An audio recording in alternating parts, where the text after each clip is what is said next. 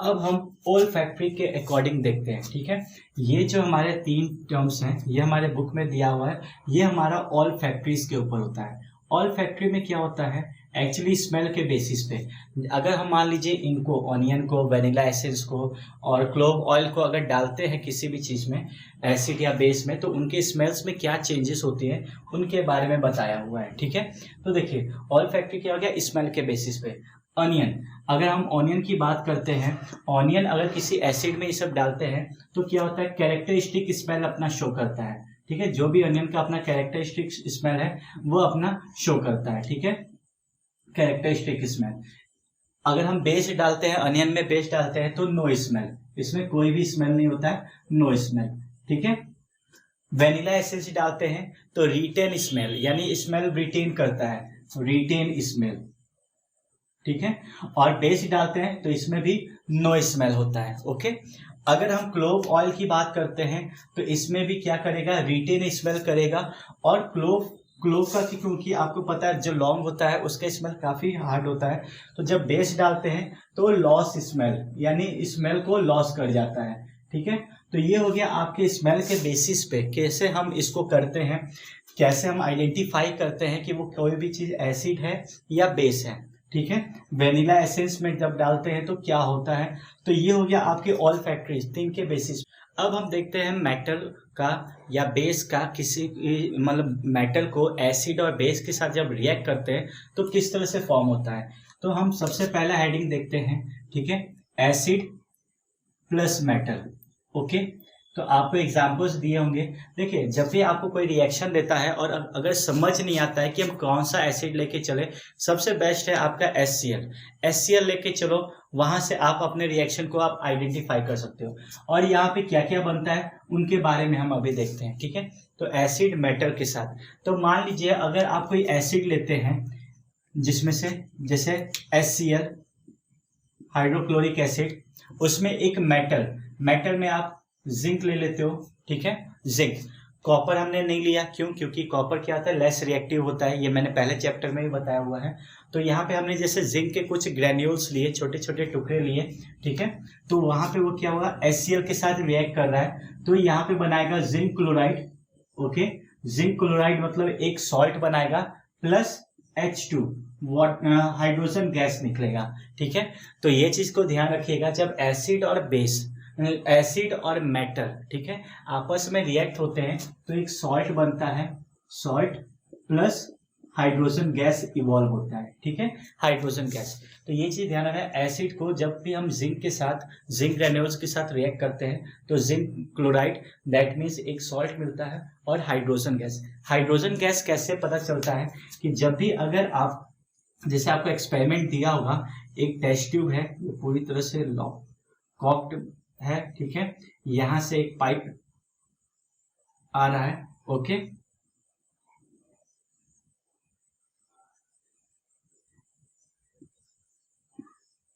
ठीक, अब देखिए 2 तरीके हैं यहाँ पे, जैसे जिंक ग्रेन्यूल्स हैं, ठीक है, ये हमारा जिंक ग्रेन्यूल्स है और इसमें HCl मिक्स है, ठीक है, डाइल्यूट HCl है। अब इसके साथ जब रिएक्शन हो रहा है तो यहाँ पे एक पॉपअप साउंड, हम जब यहाँ कैंडल ले जाते हैं, यहाँ से जब बाहर एक गैस निकलता है जिसको H2 बोलते हैं, इसके पास में जब कैंडल ले जाते हैं तो वहां पे क्या होता है, स्पार्किंग, एक पॉपअप साउंड टाइप का जनरेट होने लगता है, पॉपअप साउंड्स, ओके। ये चीज को ध्यान रखिएगा, तो पॉपअप साउंड जनरेट होता है, तो H2 से पता चल जाता है कि पॉपअप साउंड हो रहा है, ओके। तो यहां से हम पता कर सकते हैं कि वो हाइड्रोजन गैस निकल रहा है, ठीक है। तो जब भी हम एसिड और मेटल को रिएक्ट करते हैं तो हाइड्रोजन गैस ऑब्जर्वेशन में हमें निकलता है। अब हम बेस की बात करते हैं, तो देखिए जब भी बेस जो है मेटल के साथ रिएक्ट होता है तो पहली बात कि सारे बेस रिएक्ट नहीं करते हैं, कुछ कुछ बेस रिएक्ट करते हैं। तो मान लेते हैं कि कोई बेस हम है जिसको हम रिएक्ट करवा रहे हैं। अब देखिएगा बेस को, अगर हम बेस को मेटल के साथ रिएक्ट करवाते हैं तब क्या होता है, तो यहाँ पे भी हमें एक सॉल्ट मिलेगा, ठीक है, और हाइड्रोजन गैस इवॉल्व होगा। उसको भी चेक वैसे ही किया जा सकता है कि अगर आप बर्निंग कैंडल पास में लाते हो तो वो पॉपअप साउंड जनरेट करता है, ठीक है। तो बेस में हम सबसे कॉमन बेस ले लेते हैं NaOH, सोडियम हाइड्रोक्साइड, ठीक है। इसमें भी अगर हम जिंक के कुछ ग्रेन्यूल्स को ऐड करते हैं Zn, ठीक है, तो ये आप क्या बना। अब आप यहाँ देखने वाली बात है, अब आप रिएक्शन करोगे तो आप सोचोगे क्या करेंगे, जिंक जो है Na को हटा देगा तो ZnOH कर देते हैं, जिंक हाइड्रोक्साइड, नहीं, ये आपका क्या हो जाएगा, रॉन्ग हो जाएगा, ठीक। तो क्यों, क्योंकि ये क्या है, लेस रिएक्टिव है और ये है मोर रिएक्टिव, तो उसको तो हटाएगा नहीं, तो ये चीज ऐड हो जाएगा, यानी कि आपका सोडियम जिंकेट बनता है, ठीक है। Sodium zincate plus hydrogen gas बाहर इवॉल्व होगा। मैंने अभी बैलेंस नहीं किया है, आप बैलेंस करने के लिए यहाँ पे 2 लगा सकते हो, ठीक है। तो सोडियम हाइड्रोक्साइड को जब जिंक ग्रेन्यूल्स के साथ हम रिएक्ट करवाते हैं तो यहाँ पे हमें मिलता है सोडियम जिंकेट,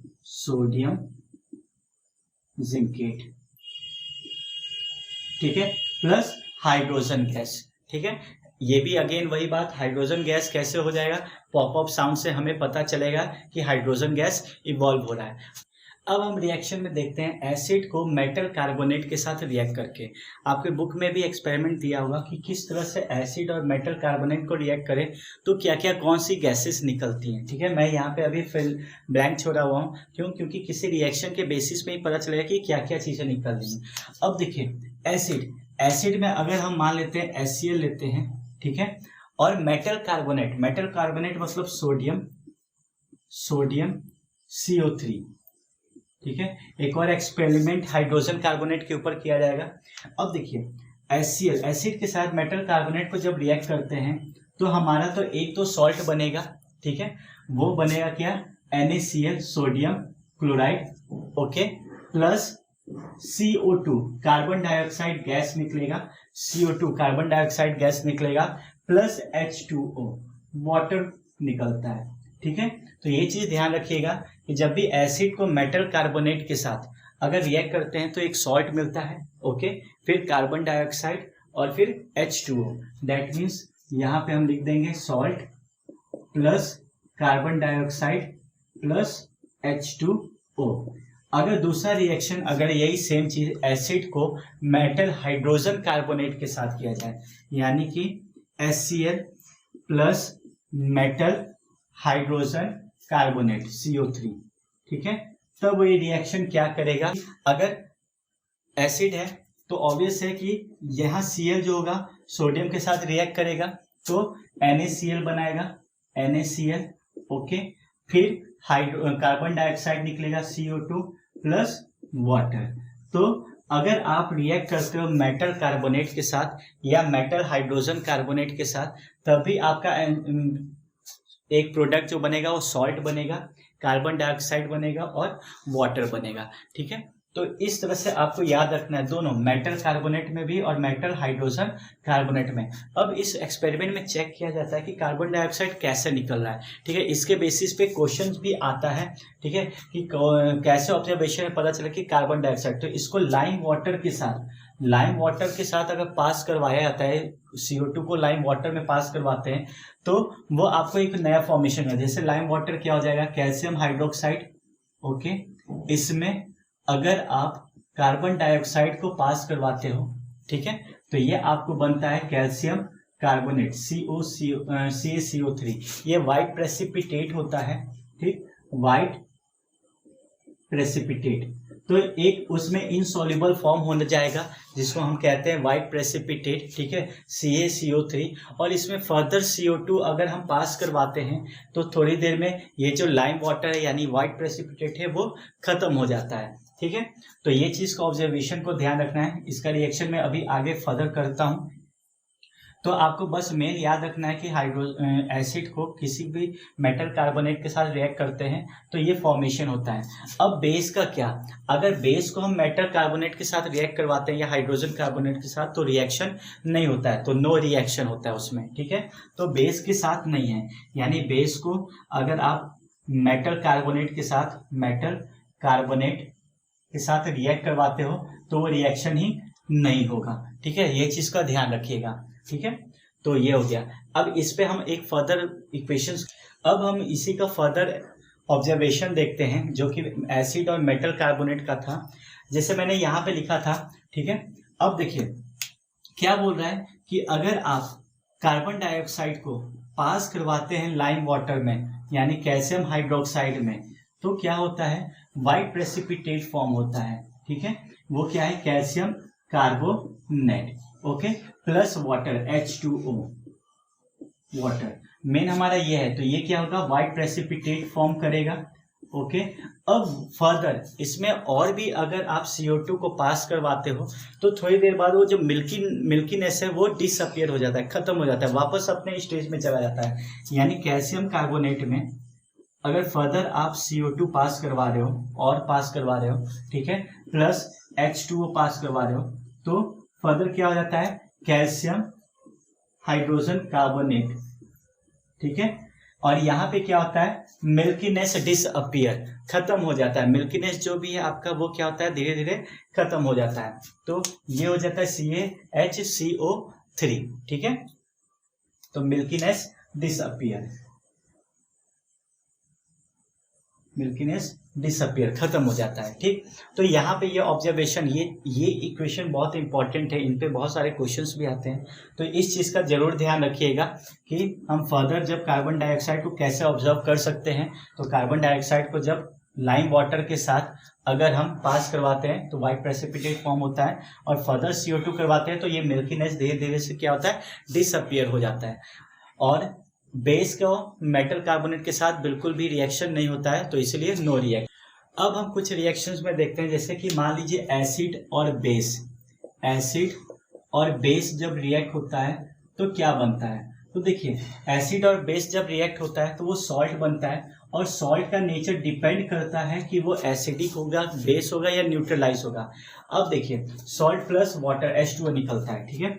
अभी देखिए, मान लीजिए अगर आप स्ट्रॉन्ग एसिड लेते हो, स्ट्रॉन्ग एसिड और वीक बेस को रिएक्ट करवाते हो, तो आपका सॉल्ट तो बनेगा, बट उसका नेचर क्या होगा, एसिडिक नेचर होगा, ठीक है। तो सॉल्ट क्या हो जाएगा, एसिडिक नेचर, ठीक है। अगर मान लीजिए स्ट्रॉन्ग एसिड और स्ट्रॉन्ग बेस भी होगा, तो यहाँ पे आपका क्या होगा, न्यूट्रलाइज सॉल्ट बनेगा, ओके। तो इसमें कोई भी अगर वीक हुआ और स्ट्रॉन्ग, अब यहाँ पे देखिए, मान लीजिए वीक एसिड हमने लिया, वीक एसिड में फॉर्मिक एसिड या विनेगर कुछ भी लिया, और प्लस स्ट्रॉन्ग बेस, तो यहाँ पे जो सॉल्ट बनेगा उसका नेचर क्या हो जाएगा, आपका बेसिक नेचर हो जाएगा, ठीक है। तो बेसिक सॉल्ट बनेगा। तो इस तरह से आपके बहुत सारे फॉर्म होते हैं। अब जैसे हम एक एग्जांपल ले लेते हैं कि क्या क्या फॉर्म होगा। जैसे मान लीजिए आप लेते हो एसिड में क्या, HCl, ठीक है, HCl लेते हो। फिर अगर आप बेस लेते हो NaOH, दोनों स्ट्रॉन्ग है, ये स्ट्रॉन्ग एसिड है, ये स्ट्रॉन्ग बेस है, तो यहाँ पे एक सॉल्ट बनेगा। वो सॉल्ट क्या होगा, यहाँ सोडियम जो होगा क्लोरीन के साथ हो जाएगा रिएक्ट, तो NaCl होगा, ठीक है, प्लस यहाँ पे OH और H बच गया तो H2O। यही चीज मैंने बताया था कि एसिड और बेस को क्या है, जब रिएक्ट करते हैं तो सॉल्ट बनता है। सॉल्ट का नेचर डिपेंड करता है कि वो क्या होगा, न्यूट्रल होगा। न्यूट्रल कब होगा, न्यूट्रलाइज फॉर्म कब होगा न्यूट्रल, जब अगर एसिड और बेस दोनों या तो स्ट्रांग हो या तो दोनों वीक हो, ठीक है, तब वहां पे न्यूट्रल सॉल्ट बनेगा। और एसिडिक सॉल्ट तब होगा जब एसिड क्या होगा, स्ट्रांग होगा, और वीक क्या होगा, बेस क्या होगा, वीक होगा। तो ये आपका रिएक्शन बनता है एसिड और बेस का। अब हम रिएक्शन देखते हैं। कोई भी अगर मेटेलिक ऑक्साइड है उसको एसिड के साथ रिएक्ट करते हैं तो क्या फॉर्मेशन होता है, या नॉन मेटेलिक ऑक्साइड है उसको बेस के साथ रिएक्ट करते हैं। अब आप सोचोगे कि इसको एसिड के साथ क्यों, क्योंकि देखो मेटेलिक ऑक्साइड जो होता है वो बेसिक नेचर का होता है, यानी बेस प्लस एसिड, और नॉन मेटेलिक ऑक्साइड जो होता है वो एसिडिक नेचर का होता है। तो मान लीजिए मेटेलिक ऑक्साइड में हम कुछ भी लेते हैं, कैल्शियम ऑक्साइड CaO, ठीक है। कैल्शियम ऑक्साइड को जब एसिड के साथ रिएक्ट करवाते हैं यानी HCl के साथ रिएक्ट करवाते हैं तो वो फॉर्म करता है, आपका एक सॉल्ट फॉर्म करेगा। सॉल्ट में क्या होगा, कैल्शियम क्लोराइड CaCl2 हो जाएगा, प्लस, ठीक है, प्लस H2O, यहाँ पे 2 आप लगा देना तो H2O हो जाएगा, ठीक है। तो कैल्शियम यहाँ पे मेटेलिक ऑक्साइड को जब एसिड के साथ, तो ये इसका नेचर क्या हो गया, बेसिक नेचर, ठीक है, बेस का नेचर हो गया, ठीक है। और एसिड के साथ रिएक्ट किया तो कैल्शियम क्लोराइड और वाटर हुआ। अब नॉन मेटेलिक ऑक्साइड हो जाए, नॉन मेटेलिक ऑक्साइड और एक बेस हो जाए, तो आपको जो रिएक्शन है वो मेन आपका है कि मान लीजिए नॉन मेटेलिक ऑक्साइड यानी कार्बन डाइऑक्साइड को लेते हैं, ठीक है, CO2। अगर इसको कैल्शियम हाइड्रोक्साइड के साथ रिएक्ट करवाते हैं CaOH2 के साथ, ठीक है, तो फर्दर क्या बनेगा, ये एक बनेगा calcium carbonate CaCO3, okay, plus बच क्या क्या आया, हाइड्रोजन बच गया, तो यहाँ पे H2O बचेगा, ठीक है। तो ये तो आपने यहाँ पे देख लिया कि जब नॉन मेटेलिक ऑक्साइड को यानी कार्बन डाइऑक्साइड को किसी के साथ रिएक्ट करवा रहे हैं, किसी बेस के साथ, कैल्शियम हाइड्रोक्साइड के साथ, तो वो क्या बना रहा है, CaCO3 और प्लस वाटर बना रहा है।